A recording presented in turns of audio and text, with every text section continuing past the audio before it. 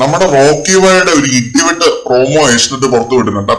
RRRല് രാംചരനൊക്കെ ചെയ്യുന്ന പോലെ ദേഷ്യം കയറി എന്തോ ഒരു വുഡിന്റെ എന്തോ ഒരു പലകയാണെന്ന് തോന്നുന്നു ഇടിച്ച് ചളുക്കുന്നുണ്ട് റോക്കി.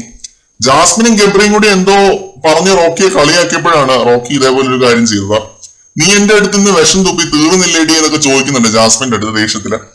റോക്കി ബായുടെ മാസ് നമ്മളൊക്കെ കാണാൻ കിടക്കുന്നതേ ഉള്ളൂ എന്ന് ഞാൻ കഴിഞ്ഞ ആഴ്ച പറഞ്ഞതായിരുന്നു ഒരു വീഡിയോയില്.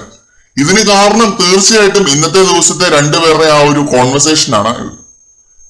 ഇന്നത്തെ ദിവസം ഏറ്റവും അധികം ഞെട്ടിച്ച ഒരു സംഭവമായിരുന്നു റോക്കിയുടെയും ജാസ്മിന്റെയും ആ ഒരു സംസാരം.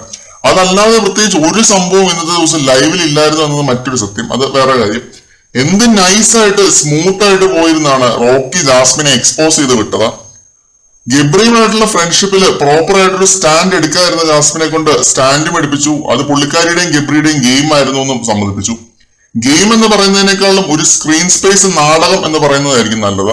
അത് അതേപടി തന്നെ റോക്കി ബൈ ജാസ്മിനെ കൊണ്ട് പറയിപ്പിച്ചു.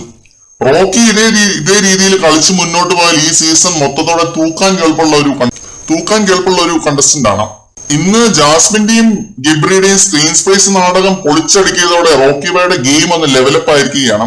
എന്തായാലും ലാലേട്ടന്റെയും ബിഗ് ബോസിന്റെയും കയ്യിൽ നിന്ന് ഹൗസ് പ്രോപ്പർട്ടി തകർത്തതിന് റോക്കി ബൈക്ക് കിട്ടും വീക്കെൻഡിൽ, അതിൽ ഒരു ഡൗട്ടുമില്ല.